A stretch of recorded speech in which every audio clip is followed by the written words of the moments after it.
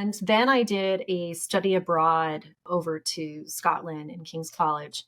And that experience completely shifted where I ended up with my degree in English and history. Because what I realized was I was watching for 3 years doctors treat one patient at a time.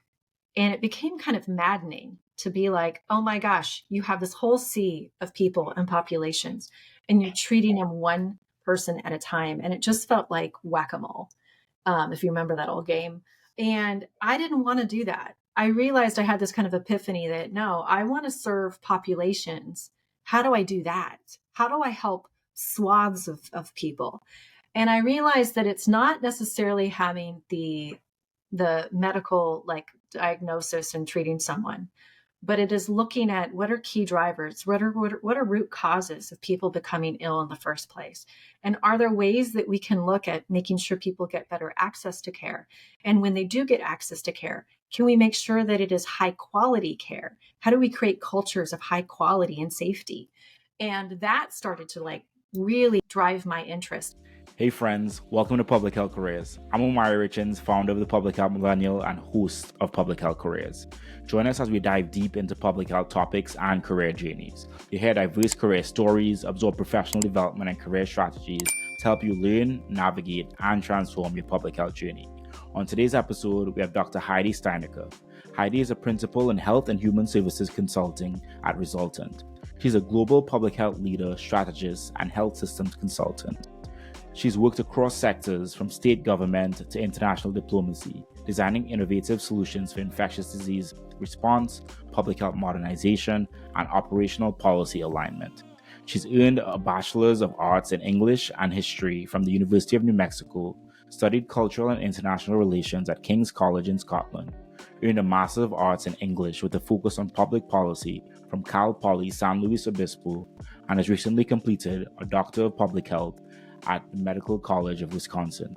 In today's episode, you'll hear and learn more about insights from Heidi's journeys, leading several global health initiatives and now consulting and supporting national work, how global issues are interconnected with local communities, the importance of data modernization, relationships, and collaboration for effective and efficient public health systems, the importance of knowing historical context for effective public health leadership, and much, much more. Be sure to hit that subscribe button and enjoy today's episode. Hi there, everyone. I'm Dr. Heidi Steinecker, and I am a public health consultant. And today you are listening to Public Health Careers. Dr. Heidi Steinecker, I'm so excited to have you on the show. Welcome to Public Health Careers. Thank you for having me today. This should be fun. It is going to be fun. It's not going to should it be fun. It's going to be fun. See, I got you laughing already. So to jump into things, tell us who you are. How do you identify? And tell us a little about your personal background. Sounds good. So I identify as a female, she, her pronouns. I actually identify also as someone who comes from rural America. So I grew up in the Central Valley of California, which is more of our agricultural world. And, grew up not having access, like many of us do or struggle with, to great healthcare. And so that is what spurred me early on to want to work in the field of healthcare in general, and then later on found public health. Well, I'm looking forward to hearing your story going from rural California to doing the work that you're doing right now. Yeah, and one thing that I've changed up, and I guess it hasn't been as recent as I'm thinking of in this show, is like just hearing some of your expertise before we get into more of your career story and your thought process that way. So you, as we will learn, you have a lot of expertise in global health diplomacy and public health infrastructure. So that being said, you've worked on global diplomacy with the organizations like the U.S. Department of State, USAID, and the World Health Organization. How has this diplomacy shaped your approach in public health strategy? Great question. For me, I look at the world as we're all a bunch of little local communities on a global sphere, right? And so whatever happens globally happens locally. Whatever happens locally will eventually happen globally, right? It's not like diseases or issues of humanity are, split by these easy little boundaries that we like to draw on a map. So for me, even tonight, I am hosting a group from Morocco on behalf of the Department of State. And we're going to be discussing public health emergencies. We're going to be discussing how to react, what are different response mechanisms or strategies, systems that people can employ when it comes to natural disasters. Because that, for example, is something that every region of the world at some point has to handle some sort of natural disaster and emergency response. And a big piece of that is access to healthcare, access to clean water, access to be able to get resources, whether those be supplies or people and expertise into high risk regions that are trying to recover. And so, I'll be hosting a dinner at my house tonight, discussing with diplomats from Morocco and discussing those commonalities of issues that we deal with. Although our systems might be different. And so I think that sharing of ideas and sitting down to just break bread with someone really helps not only kind of cut down some of the, outside chaos and things that might be different about our countries. And really, we're able to talk to each other as equal leaders and humans and see each other as, oh, you have a family, I have a family. Oh, you have like all these different things that we see in commonality with each other, even though our religions might be different, our policies or politics might be different. But at our core, we're both humans who are just trying to figure out better ways to respond to our populations during times of crisis. Love that. Love that. Definitely food is a connector among global communities, local communities, all communities. And I think that's very important to highlight. We have so much in common. And we often think of like global health work, but global health is just public health work on a local scale from a different lens to someone. So I appreciate that. What does it take to build a strong, resilient public health system, especially in global or cross-cultural settings? Great question. I would say that the biggest piece is the people, of course, your people and your relationships. You can build the best technology, but if people don't know or want to use it, then it's just very expensive technology. You can build out the best kind of response systems as far as a structure and incident command structure and infrastructure. But again, if you don't have the relationships that are built in on a daily basis when you're not in a crisis, then you're going to still run into problems and delays and bottlenecks. And so I would say, first and foremost, it's constant communication to build relationships and people to people, not just leader to leader, but people to people diplomacy and relationships. Once you have those relationships established, then of course, obviously putting together a structure of roles and responsibilities and how people all interline. But then also the systems. We have modern technology now. We don't need to be tracking diseases, whether those be chronic or infectious, through, faxes or email or, spreadsheets anymore. I mean, we can even leverage AI. We can leverage GIS systems, mapping. I mean, we have so many other tools in the toolbox that we can be able to employ that can make a much faster time to task to be able to mitigate situations that are emerging. Love that, and I think that's a lot of the conversations happening here nationwide in the U.S. is like public health data modernization, because I know that there are public health departments out there that might be still using Excel sheets and other 100% they are. right. Yeah. And even not just public health, but who are the different types of departments or people that they work with, right? So if take the H5N1 crisis right now, right? So public health might need to work also with Department of Fish and Wildlife or Fish and Game, depending on their state department. They might have to work with the Department of Ag, right? And each one of those different departments are going to be collecting different data sets in different ways, right? So part of it's that data collection piece. Are they doing it in a mobile, real-time framework? Or are they using paper to pen on carbon paper still? Are they using fillable PDFs that then you have to kind of upload?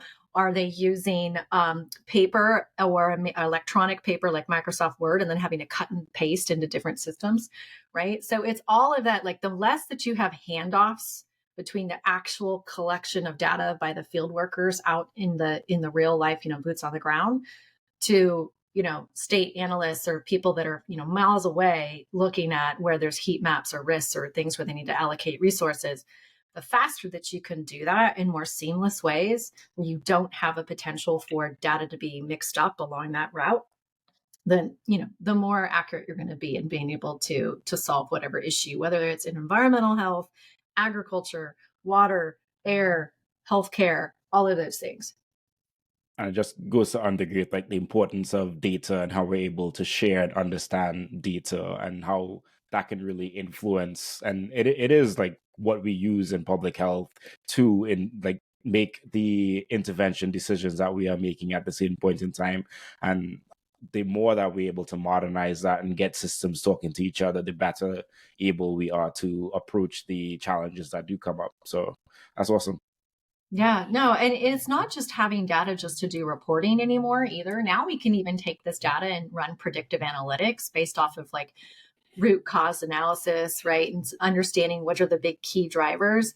And when you can start to predict and do some sort of forecasting, that's even stronger in where you can be able to be more preventative rather than reactive. You often speak about connecting operational strategy with policy. What's one example where that alignment made a major impact? So with operational strategy, I think a lot of it is we try to solve these really complex issues. Like let's take homelessness as a great example. So homelessness is one of those things where it is complex. There are multiple different issues driving homelessness, right? And you look at different data and research out there, and it's not always what people think it is. And it touches multiple different departments within a city, a county, or a state. So it's not like you can just say, okay, this one department is going to solve homelessness, right? Because these are complex problems that we're dealing with, you have to create these cross agency or cross department operational strategy approaches to handling these complex issues. The problem is, though, at some point, is then it becomes death by committee, right? Because then you have all these leaders all there from all these different sides of the problem, and they might meet to discuss, but then how are you actually driving it? And so when I'm looking at operational strategy to become an actually operational policy that you can implement, you can't just get all of the great leaders from all the different, pieces of the puzzle of the problem together. You also then have to set up an incident command structure and treat it as if it is a crisis, because when we treat things as a crisis, you're moving outside of your regular operational, management duties or what you're, authorized. And then you are focusing on solving a problem with this different command structure for actually creating, implementing policy, but then also getting feedback back to be able to tweak and continue to iterate on that policy. So I think sometimes people think that policy has to be, just this one-stop shop. You issued the decree, right? And then it just happens. But it's all about how do you implement policy? How do you make it effective through accountability? And how do you make it effective through getting some bidirectional feedback? Policy shouldn't be something that is just put on people. It should be something that is derivative from input. And then you're constantly iterating on that policy, making it better based off of real time feedback and input from those who are affected and those who are really at the closest point of view of the issue. Absolutely.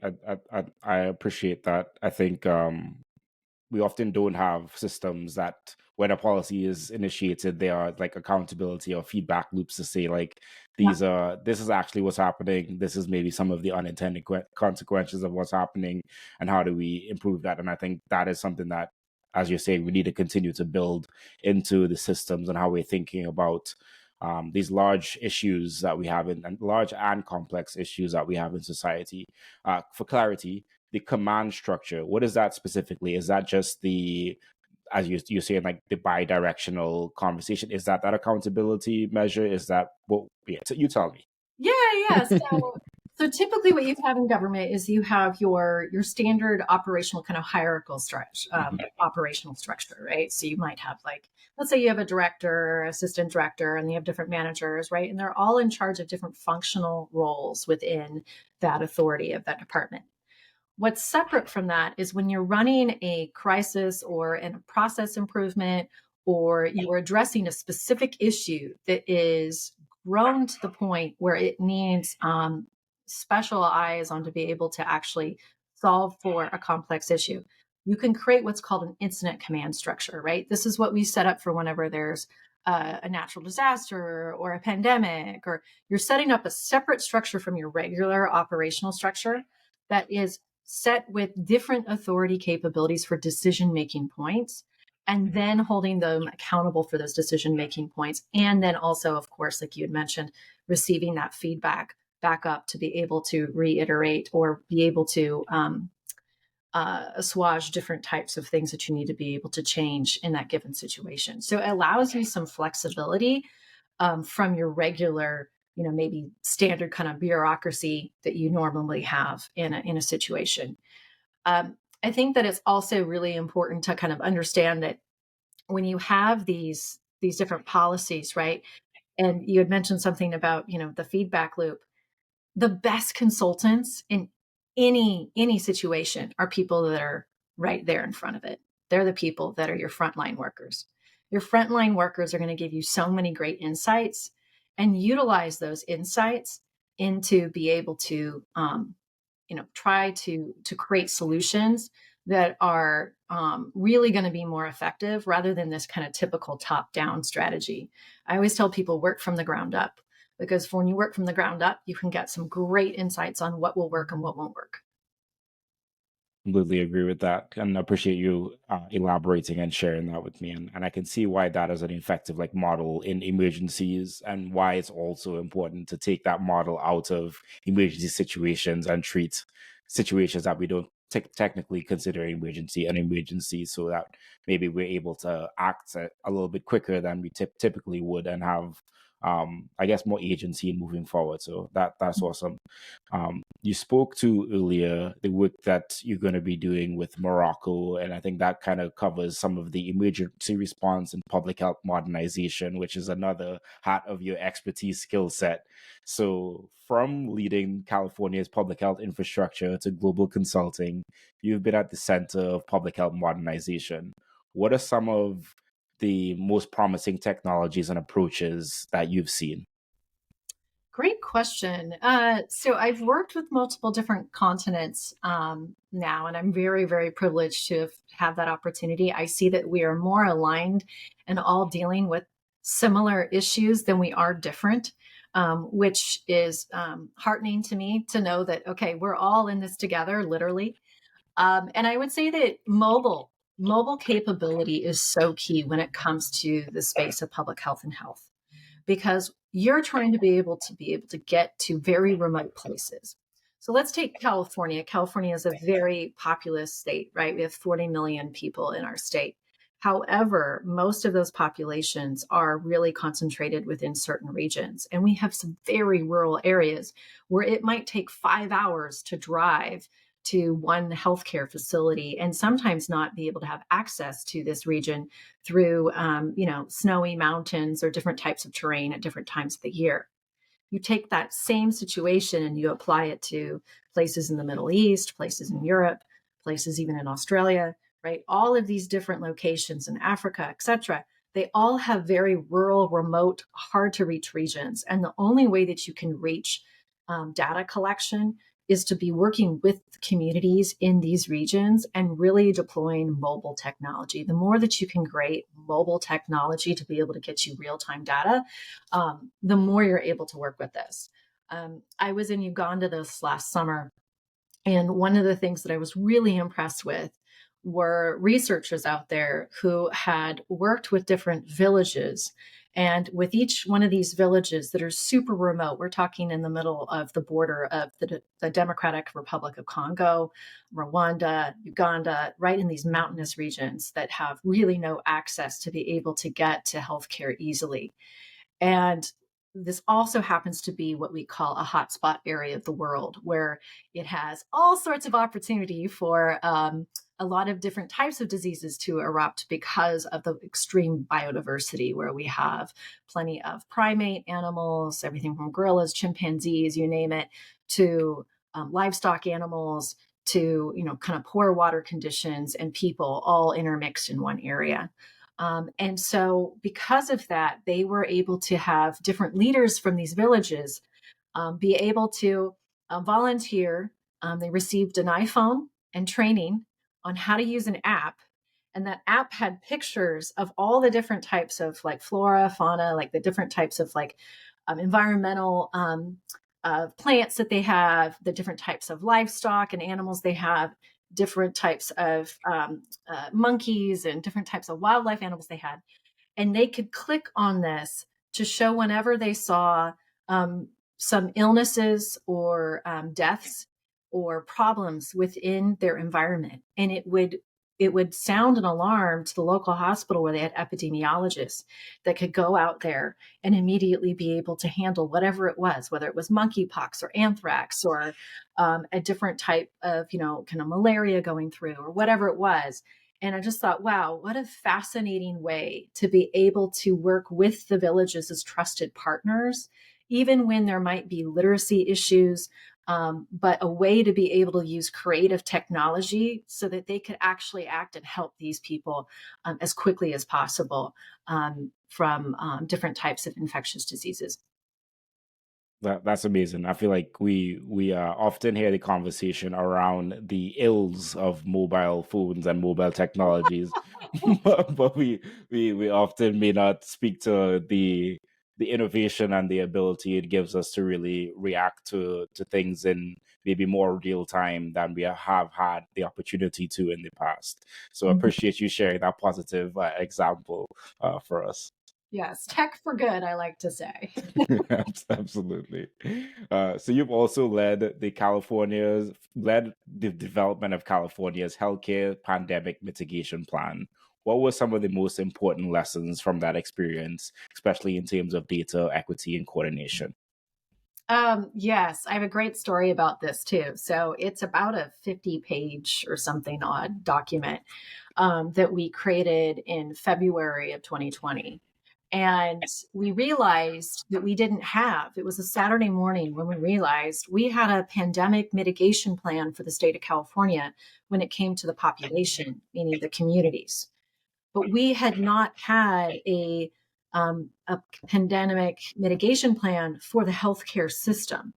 And California had, 15,000 healthcare facilities, plus they were all in like 30 different types of, CMS recognized facility types. So there are different types of acuity levels, there are different sizes, their infrastructure is different, their access to supplies, our contracting is different.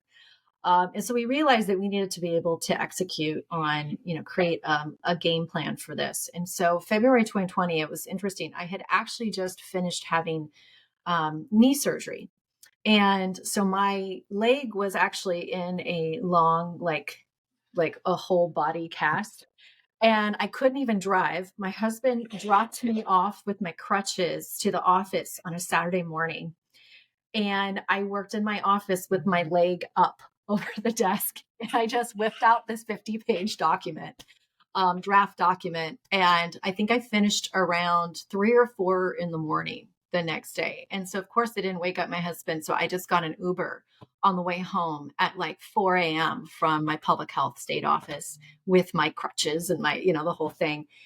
And it was one of those telling moments I'll always remember, because the Uber driver was like, "Is it normal for public health people to be working in the office on a Saturday night until 4 a.m.?" And I'm like, "Nope, nope, it's not. It's not normal at all."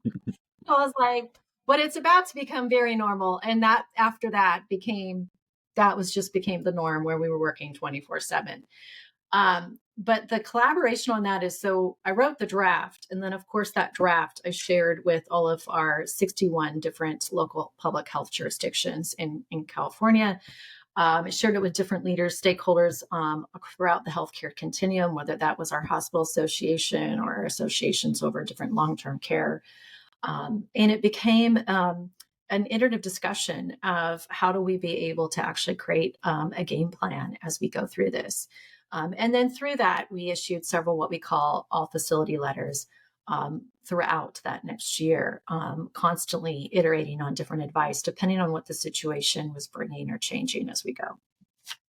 Well, thank you for your commitment in doing so, and the story to tell about the work that you're doing. Because I think that that's very, very important, and also highlight sometimes just you might have to go outside of the natural comfort zone to really do the work and to impact the communities that need that support. So appreciate you doing that. Yes, and there's so many others out there that who did so much phenomenal work that I just was always blown away by how people kept showing up day in, day out. How can public health systems become more agile and proactive in the face of emerging threats like infectious disease, climate change, or geopolitical instability? Great question. So really, to be agile, they have to be able to be more proactive in be willing and comfortable to use data in more proactive ways. So public health across the US as well as globally, I've found has no shortage of data. They collect a lot of data. We have different access to data points, especially during states of emergency. It's more about, is that data as real time as possible, or is it latent? Has it been, scrubbed and then a month later you get it, or you're always a quarter behind, getting different types of data. It's also more so about, okay, once you even have the data, what are you using it for? And I always try to push people on this. Okay, so this is great. You have a dashboard now that shows transparently where all your vector-borne diseases are in your state. So vector-borne meaning like in your mosquitoes, all that type of thing. That's great. You're being transparent with your population of what's going on. However, what are you actually doing to be preventative about it? What are you doing? Are you spraying differently?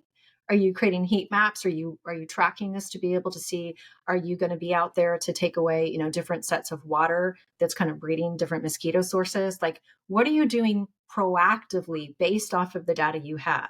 Are you comfortable taking different types of hunches or research based information to create algorithms, play with different predictive algorithms and forecasting to be able to see, hey, this is what I know to be true based off of data I have today, but what can I maybe predict to be able to be more preventative in the future? And an example that we did in California with the long-term care system was that we realized that with the pandemic, when we had infections coming in, COVID infections coming into a long-term care facility, because of the acuity level and the vulnerability of these patients, their death rate from this disease was much higher. They had comorbidities and many different issues, and so this could spread like wildfire in one of those facilities. And so we decided that it wasn't enough to know this is where COVID is. We wanted to know, could we start to predict where there will be a COVID outbreak in these facilities?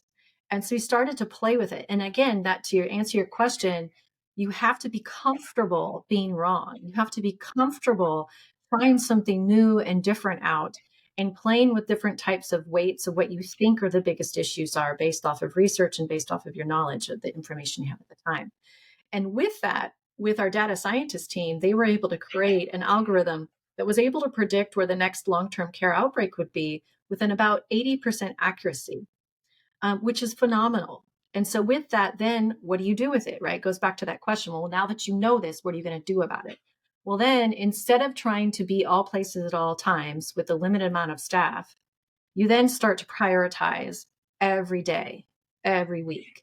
These are the facilities that are at highest risk based off of our algorithm.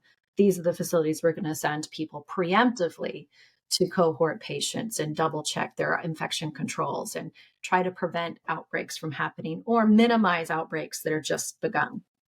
And when we were able to do that, then that resulted in having the lowest case fatality ratio in the US, despite having the highest amount of facilities in the US when it came to long-term care. And I would like to take that same type of what I urge different governments is to be able to do the same thing with any other use case. If you're trying to solve for obesity, you're trying to solve for homelessness, right? All these different things. You could take different data points and try to figure out where are your highest risk areas to be able to leverage your resources in those areas. Absolutely. Think that is something that we really have to get to. I feel like we've been missing out in a lot of spaces, especially public health here in the US. I feel like there's a huge opportunity to continue to build on this data and this predictive ability to really ensure, like to your point, that we are getting to highest risk, most vulnerable populations and ensuring that we are creating pathways, resources so that all those communities really have best access to those resources. Yeah. So I guess that is the big wish for us in public health going forward for the next 10 years. Hopefully, like we can build out robust systems around this. Yeah, absolutely. And I would love to continue this conversation around all your expertise and all the things that you have in your brain. But I know we have to get into more of your career journey. And before we do that, what does public health mean to you?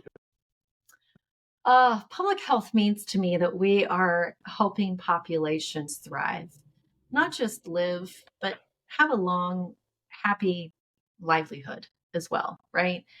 For me, when people ask me, well, what is public health? I always tell them, well, you know what a doctor is, right? Doctor, you go and you get treated. They diagnose you, you get treated. It's an individual one-on-one thing. So public health is treating a population, and they're trying not to treat you. They're trying to prevent it from happening in the first place. And with that, before you had all this expertise that you just shared with us for the last, I don't know, 20, 30 minutes or so, and before you were the principal in health and human services consulting at Resultant, you began your journey getting a Bachelor of Arts in English and History at University of New Mexico. What drew you to study English and history, and how did that foundation inform your public health leadership style? So the funniest thing is I was actually a cell bio major and a pre-med person for 3 years. Mm-hmm. Probably should have just kept the cell bio in hindsight on my record. But because like I had said, I grew up in rural California, and so I was really laser focused on wanting to help rural health. So I went to University of New Mexico because they have a fantastic medical program and they focus on rural health. And I had spent my first 3 years of college there doing interning in the cancer center and was a cell bio major. And then I did a study abroad over to Scotland in King's College. And that experience completely shifted where I ended up with my degree in English and history. Because what I realized was I was watching for 3 years doctors treat one patient at a time. And it became kind of maddening to be like, oh my gosh, you have this whole sea of people and populations, and you're treating them one person at a time. And it just felt like whack a mole, if you remember that old game. And I didn't want to do that. I realized I had this kind of epiphany that no, I want to serve populations. How do I do that? How do I help swaths of people? And I realized that it's not necessarily having the medical like diagnosis and treating someone, but it is looking at what are key drivers, what are root causes of people becoming ill in the first place, and are there ways that we can look at making sure people get better access to care, and when they do get access to care, can we make sure that it is high quality care? How do we create cultures of high quality and safety? And that started to like really drive my interest, and so I switched my major my senior year to English and history. One, because English was I'm a writer, I'm a communicator, and I thought, hey, if you're going to lead and you're going to help in the medical world space, whatever your role is, writing, reading, analyzing, policy, all those things are going to matter, right? And then the history part was more so just my nerdy love for all things history. And it can also be medical history. So I love to read about like the history of surgery, the history of different types of chronic diseases, the histories of different infectious diseases, the history of how medicine even became a thing. And so for me, understanding the context, whether that be of a culture that I'm working with, or whether that be of a type of medical prevention, I think understanding the historical context of it, the good, the bad, and the ugly of all of it, helps you understand how to be able to work in the current. And even vaccines are a great example of that. I mean, there is some horrible history there of what had been done to certain vulnerable populations and how that was done, years ago. But if you understand that and you've read up on it and you've interviewed people, right, then it's better for you to be able to understand how to implement, let's say, vaccines today, right? And so I really always like to tell students that I'm working with, don't ever think that one degree is going to make oh, this is the perfect degree that's going to make you be a great public health practitioner or a great medical student.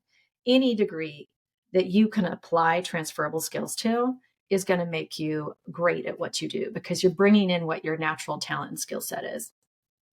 And I'm hearing this often, like more often now, is that like, especially when people are talking about in the context of students that they're speaking with, is students are like, they have the skill sets, but most of them might only focused on building the skill sets and the core competencies, but lack the historical or cultural context and awareness of things. And I think that in itself is maybe a disservice to themselves in not being able to really fully grasp the situation that is at hand and understand all the nuances in it. Yes, the skill sets are important, but how has the cultural context and historical context of a situation really played into how things are? And that's what I'm thinking about a lot more, because you are the second person to say this over like a 2 week time span. So I appreciate you raising that up. And for the students that are listening, like listen to that and like learn more about the historical context of whatever you're interested in. Mm-hmm. Interesting. So you went on to get your Masters of Arts in English and Public Policy at Cal Poly San Luis Obispo. I hope I said that correctly. Yeah.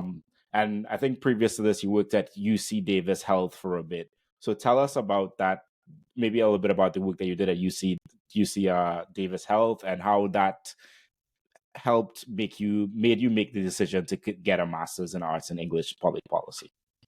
So I actually did my master's first before I went up to UC Davis to work for them. Okay. But I did my master's in something that I knew that I would be strong in rather than focusing on, an MPH at the time. I focused on the niche of what I wanted to focus on, which is really focused on public policy rhetoric. I was fascinated with human behaviors of if you really study rhetoric and you understand what is persuading whole swaths of populations into one direction or another, which I think is very relevant to today in watching different movements start and really take over different types of influencers, really. And so I felt like that was a really important part of the piece of the puzzle when we're talking about medical care and public health, because when we're talking about the medical world and public health, it's really personal, right? It's personal to everyone. Their own personal health. They all have a family member or a friend who's gone through something. And they all have these deeply, deeply personal stories. And how people choose to go about what they do or don't do for their own healthcare is really personal. And so how I was curious about, well, what part does policy and rhetoric and all these types of things of how do you persuade human behaviors toward one angle of health or not? And so that's why I really went toward that particular degree. And then I moved back closer to home. I moved up to Sacramento area, which is about an hour away from where I grew up, and worked for UC Davis for almost 15 years in multiple different capacities.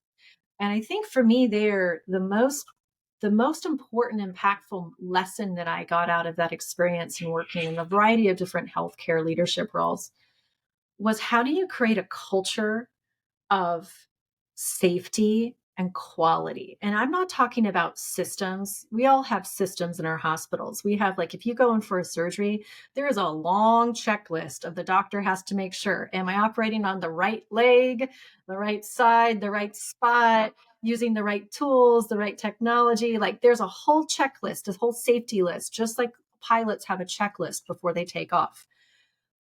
But there's something that can happen with these checklists and these rules, right, for infection control, is that if you do it day in and day out, that checklist can easily become, yeah, we did that. Oh, wait, we didn't do our huddle yet, but she'll be in here. I'll just click yes because I got the computer up, right? Things can happen where we're humans and it becomes familiar to the point where we start getting, lax or make some mistakes, or, oh, wait, we didn't, wear the proper, thing in the OR, and then all of a sudden there's an infection, or, oh, we didn't, prep this patient totally right, and there's an infection. Like, all these types of things that can happen. And so I was really laser focused on how do you make policy meet practice in a really meaningful way. And One example I'll give is I used to do rounds on the hospital. It's a huge hospital. It's an academic research hospital. And there was always this one area where they were kept on like propping open up their fire doors and stuff like that every single time we went in there. And so instead of just like saying, okay, this is another violation, I used to pause and I said, hey, out of curiosity, walk me through your patient pathway. Like, what do you do? And why is this always like, just tell me about what your thought process is. And they're like, well, it's just easier for us to then see the patient when they need something here and whatever. They had a whole thing. I said, oh, so it's just that you need to have a way to know when there's a patient in need or what level of the process they're at. And they're like, yeah. I said, okay. So what if we put together these little things on the wall that you were able to like flag out? And they're like, oh, that would work. And then I shared with them the reason why this fire door has to be closed is, when you're at home and you have a fire, you evacuate. When you have a fire in a hospital, which happens every day, you don't evacuate. They have to be shut because they're supposed to be locked in, right? And then the idea is that it sucks all the air out, and then you're able to contain the fire to one spot. And there was this aha moment in the nurses, and they're like, "Oh, we never thought of it that way." Like, it's just, but taking 5 minutes to understand or explain the why behind a policy, and then come up with a workaround that works with what that individual needed to be able to do their practice really well. Just that 5 minutes made a big difference in every little different interaction, right? And I think so often what people do is they try to shove policy down people's throat and then, flag them for it when, they don't do it right, rather than having a conversation that's bi-directional to understand what are the issues with that implementation and what are some workarounds or what are ways to be able to get to the why behind something. And then you see it's a shared practice. I appreciate that example, and I think that that's important for people to listen to as well. I also appreciate you like saying, I could have gotten a master's of public health, but I was like, let me lead into something that I know that I'm good at, and like there's this other perspective. I feel like, and I think it's an important one that we don't talk about, like the rhetoric around public policy and how all of these, like, I don't know, movements or groups of people kind of collect around different ideas. So maybe considering that you have a little bit of like that experience, what advice or what would you tell like early career public health professionals around that kind of information? Oh, I always have two pieces of advice I give them. I always tell them, one, go toward the industry that you have a national, just a natural passion for. Don't try to be something that's trendy or that you see that is like really hot right now, because whatever's hot right now is not going to be hot in 5 years from now, right? It shifts. So do something that you, day in and day out, even on a weekend, you would take a book or a podcast or something and want to nerd out about, because there's so much to do in public health. Everything from maternal health care or different chronic diseases, different infectious diseases, homelessness, substance use disorder prevention, behavioral health, right? There's so many different angles that you could play within public health. So I always tell people, pick something that you naturally, that you love. Then the second piece of advice I always give people is then think about your own internal talents and skill sets, things that you're good at, but you just assume everyone else is good at, but they really aren't, right? You might even take it for granted because it's just something you've done your whole life. So know yourself well is that second rule. If you know yourself well, then you are going to be able to find roles that illuminate those skill sets of yours and that you enjoy it more because you get to use the things that you enjoy about yourself even more. And so if you can marry those two things, the thing that you're passionate about, and then find a role that you know is going to fit you naturally, who you are and what the skill sets you're building, you'll be successful. Even if it doesn't look like it's going in a straight line. I always tell people career trajectories are not meant to be linear. They're meant to be like this, where you're collecting experiences along the way. And each one of those experiences build out those different skill sets or talents that you have to serve in different roles. And we spoke to this, or you spoke to this earlier, that you were the deputy director of the California Department of Public Health. As deputy director, you oversaw 15,000 healthcare facilities and managed a $360 million budget. What leadership principles guided you through that role, especially during the pandemic? The two things that I always start with, one is I always start with why. I'm a huge fan of Simon Sinek's work. And I love his podcast. I love his work. And I continue to use some of those leadership lessons. Rounding early on in my career, I would read all of What About Walt Disney and how he created it and how he spent more time always out and about with his team rather than in his office. So even in that situation, when I was headquartered in Sacramento, I was constantly on a plane, train, a bus, a car, whatever it was to get to where all my staff were. And I never would ask them to do anything that I wasn't willing to do myself. And that was really important core principle in leading, especially during the pandemic. That if there were staff that were afraid to don and doff PPE to go into a facility, I'd be the first one out there and be out there in the facility safely, showing that this is where we have a service to do. We're here to save lives. When I had staff that were having a lot of pushback because we were public health, and during that time there were, lots of issues. And I would share with them openly. I said, look, I've had stalkers, I've had death threats, I've had, people, troll my kids online. Like, I understand what that feels like. And I was open to them as a leader, as a human, as a fellow human going the same thing through that. And I do that. That's the way I lead in any situation. I'm a fellow human who is there to help them remove barriers and to help, do everything that they're able to do, and be able to serve with them, not over them. Appreciate that leadership. And California had the lowest COVID-19 fatality ratio in long-term care during your tenure. What strategies made that possible? So I mentioned this earlier in another question that you had asked, but it was all about taking data and instead of being reactive with it and then waiting for us to know where something was happening, but creating algorithms of risk to be able to be proactive and send teams of infection strike teams to locations before the outbreak would happen or as it was happening. That completely shifted the game, and I think in public health in general, because in general, we have all of these different types of mandates that we have to make. We have to make our state mandates. We have to make different grantees that we have either from the federal government of different things we have to do or required to do at certain timeframes.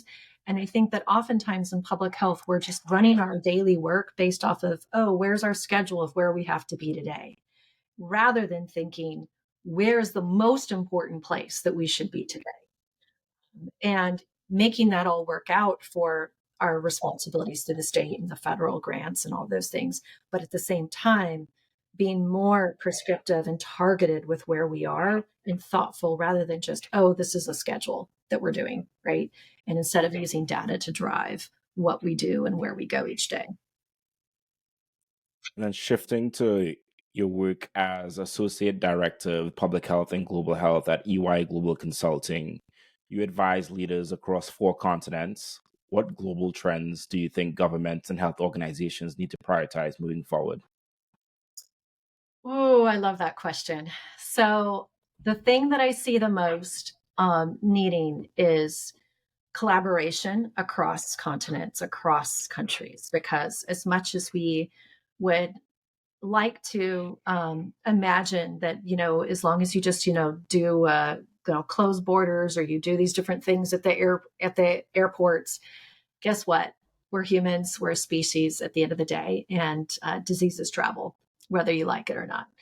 And the more that we are able to collaborate across countries, across continents, and especially when it comes to sharing data and data systems connecting to each other, when it comes to biodefense, that is incredibly important for us to be able to have that cross collaboration across our scientific community as well.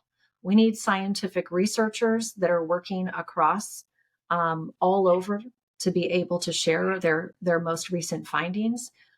Because of scientific research, because of scientific laboratories across the world, we're able to identify things earlier and to be able to establish different mitigations for those earlier. So it really comes down to global collaboration when it comes to anything in our global health space, for sure. I feel like I'm hearing more and more of this consistently on like various scales from local all the way to global. It's like, how do we continue to create like peer leading spaces, coalitions that are action oriented and moving forward on like aligned goals? So I'm Mhm. glad, and I guess it's refreshing to kind of hear it on the global scale as well. Yep, it's no different. It's no different from a local situation to a global situation. People have to be able to communicate and have pathways of bidirectional communication. Yeah, yeah. What excites you most on how public health consulting is evolving on a global scale? It excites me that it's gone beyond pandemic response or COVID, right? I think obviously the pandemic was, there's a silver lining in that it really showcased how much we need to be able to leverage different types of systems within all of our different localities.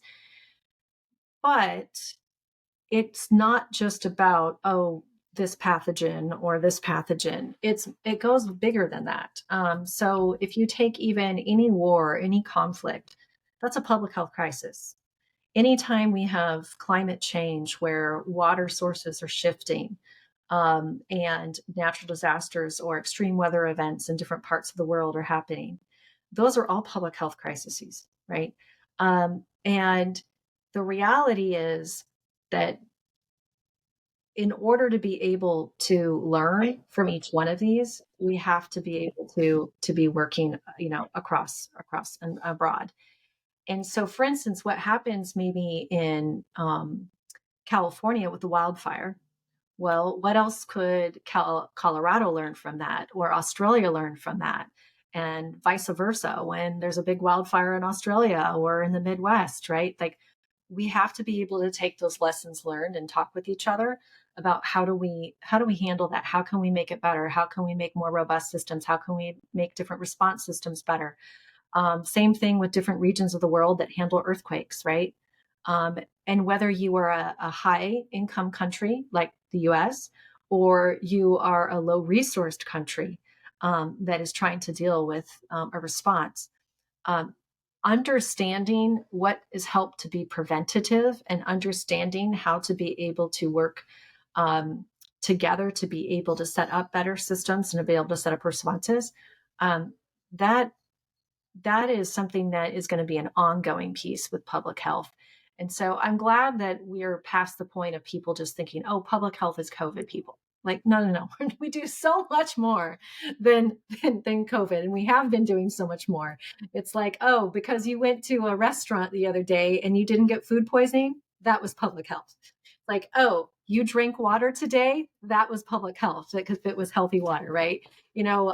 Having a safe birth or option for healthcare, that is public health. Like, it's not just one little pathogen; it's multiple different things, and I think that people are starting to see that.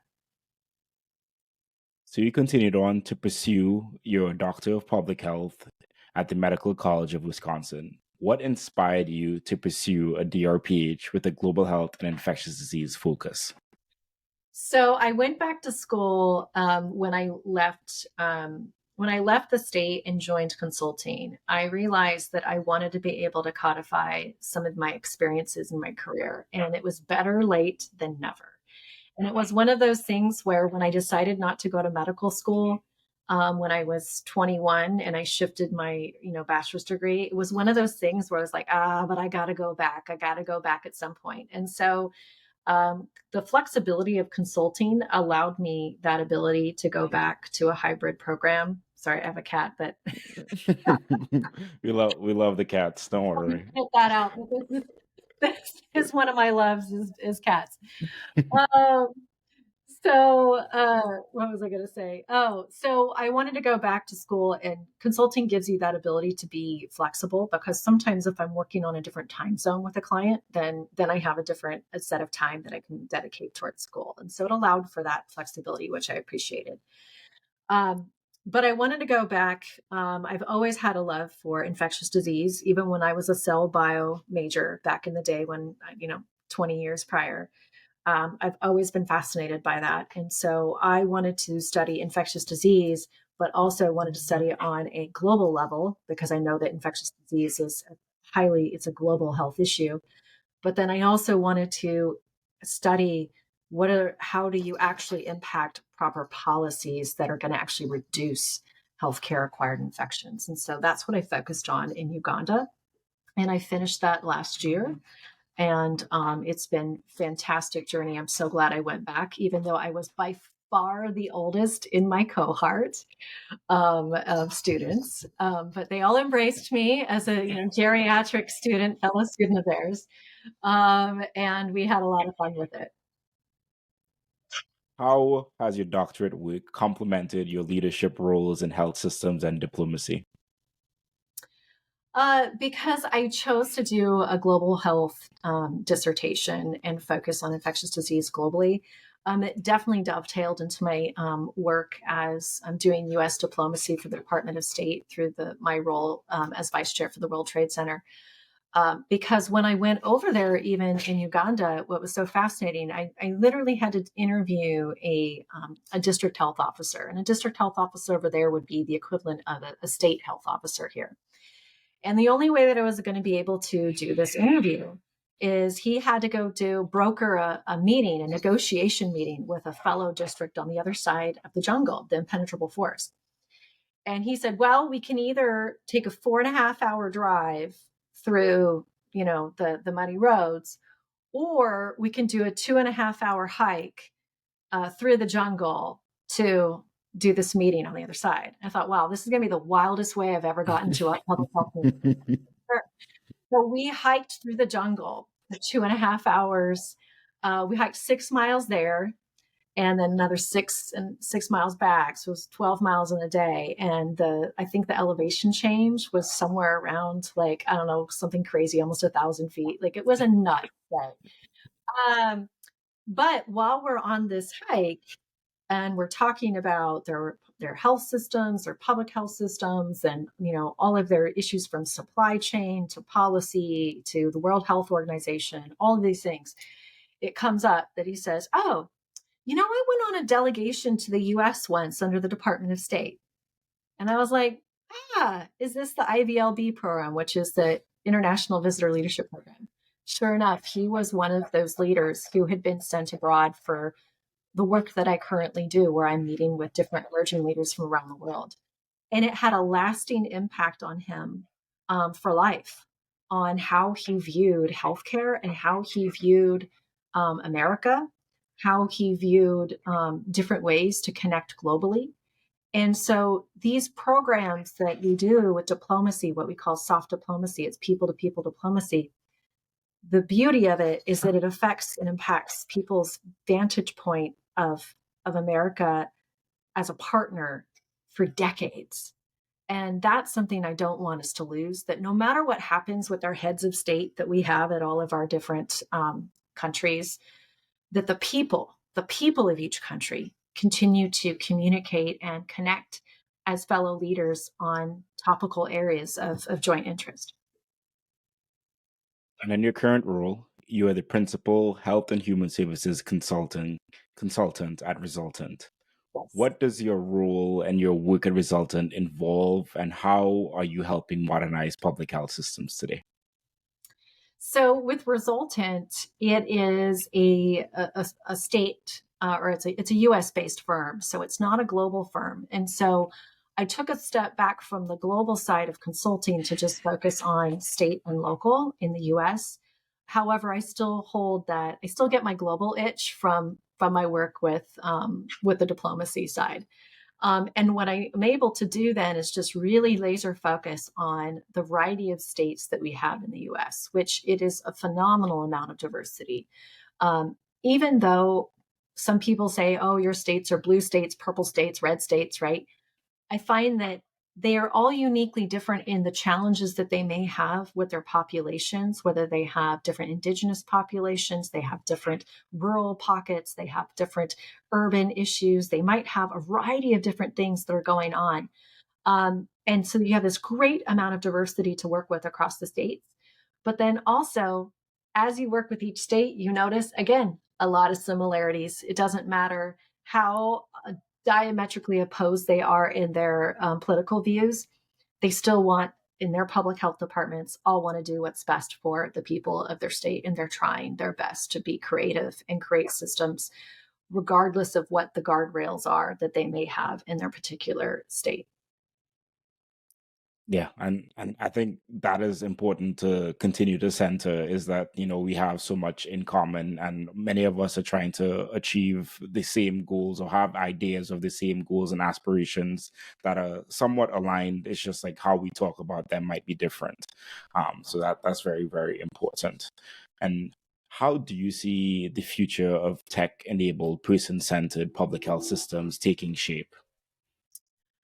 I think it's gonna be a necessity. It's not a matter of if and when. It is like it needs to be done now. And if there is a state or locality who thinks, well, we don't have the funding for it, or we just had a round of huge cuts, right? People are flailing. Counties and cities and states are flailing right now, trying to figure out how they reallocate funds because so many things were just cut. So many programs were just halted out of thin air. And so they are trying to figure out, okay, how do we consolidate? How do we do things more efficiently? How do we be able to use technology to make things a little bit faster, easier, right, for our teams, so that we don't burn out public health professionals even more than they have been burnt out in the past? And so really using tech and AI and data sharing is super, super helpful in this painful process of having to do more with less people. But the reality is, if you can do that, not only is this going to leverage your ability to be able to reach more of your constituents and your people, but you're also going to be able to create new preventative models, which is nice. And so, with that, I think that the key is people understanding how to create safe and secure cyber secure systems, right? Especially if you're going to be sharing PHI.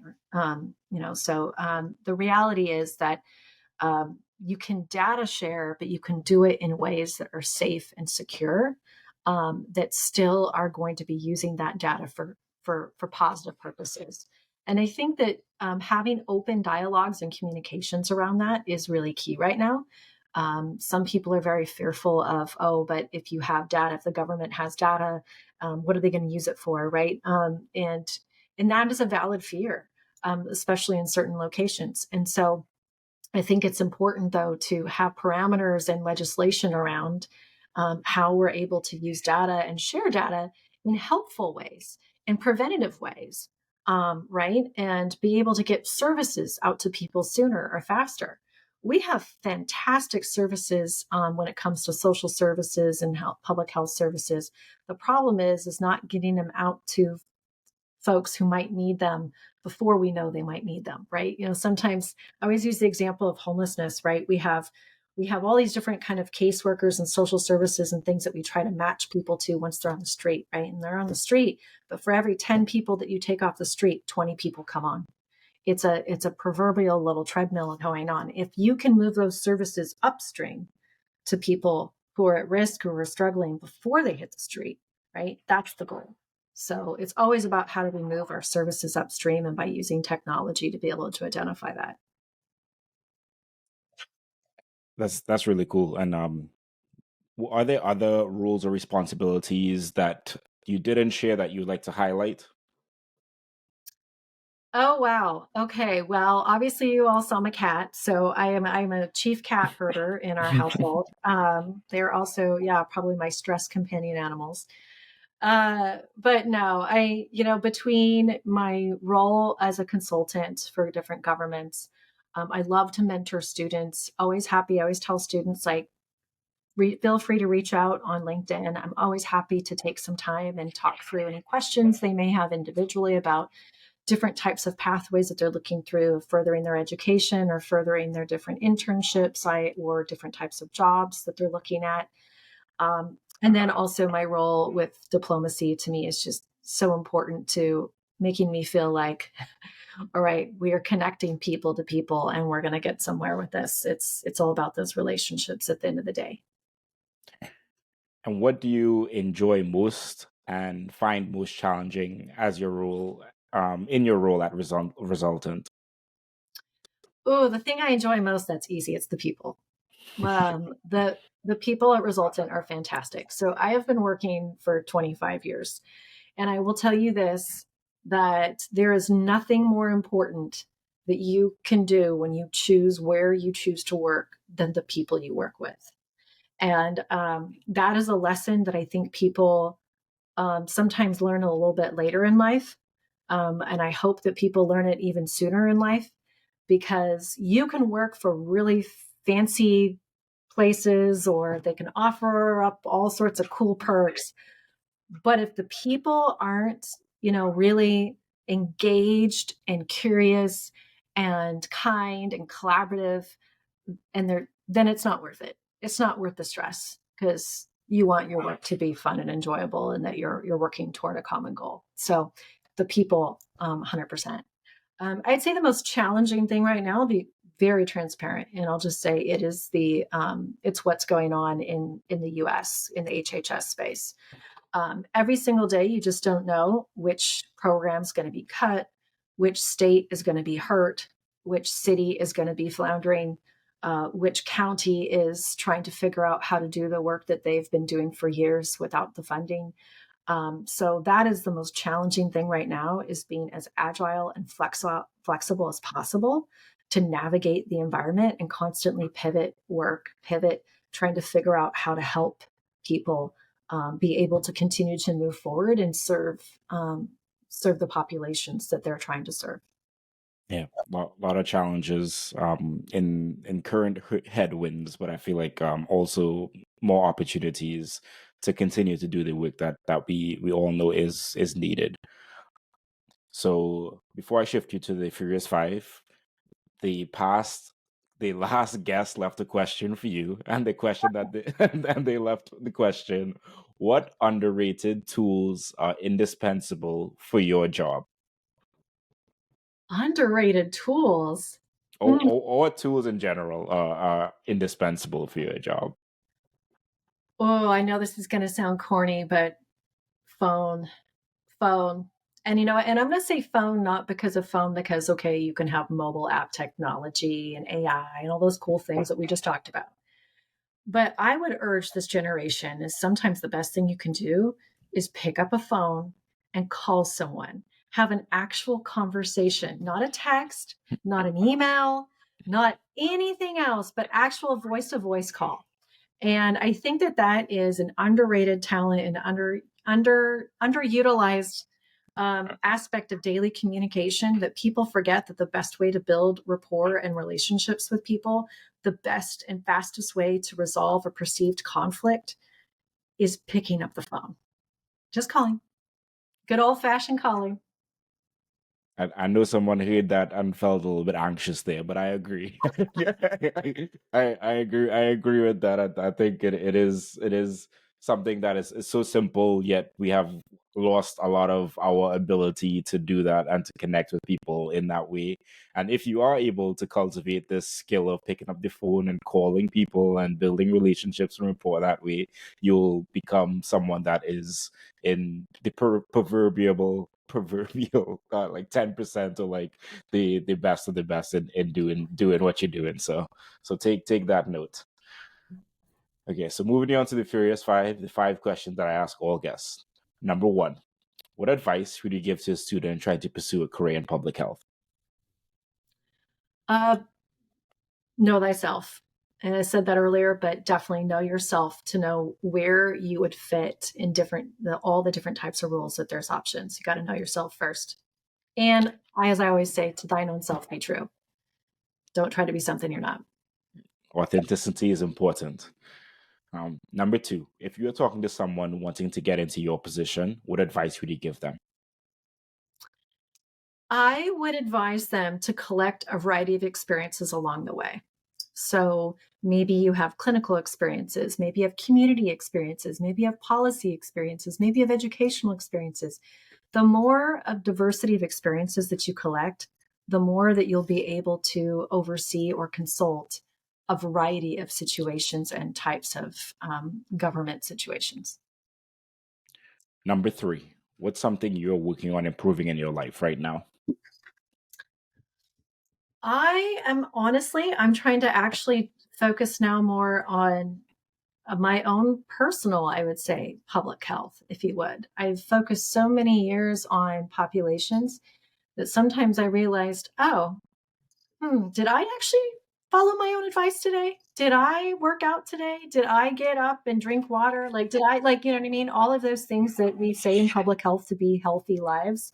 I'm more focused on trying to figure out if I'm actually doing that for myself as well. Number four, professionally, do you recommend anything? Ooh, um, I recommend reading up on a variety of different.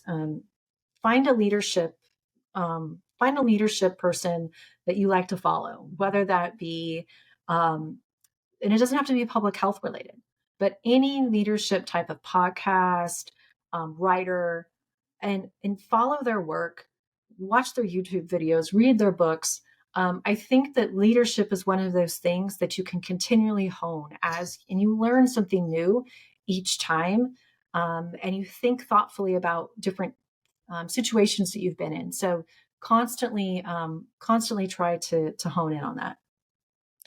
And Heidi, last but not least, if there was one piece of advice you'd give to your younger self, what would it be?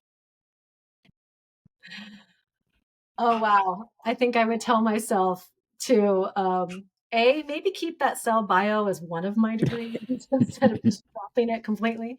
No, I would tell myself to relax, that it's going to be all okay, that there is no perfect pathway to where you want to be, that there are many different ways um, to be able to do what you want to do in life. And so I think I used to stress out when I was younger, thinking that I had to get this, or I have to get an A in this, and I have to do that, right? And you have to be perfect. And I realized that there is no perfect way to be able to create your career.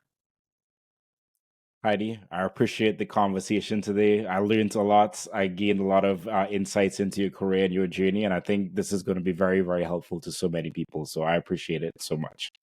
Oh, thank you so much for having me on your show. No, it is my pleasure. Housekeeping items, everyone. Thank you all so much for watching or listening to this. Be sure to subscribe if you have not as yet. Leave a like, leave a 5-star review, hopefully, and share it with a friend who gets some value from it. Greatly appreciate you all, and I'll see you all next week. Peace, everyone.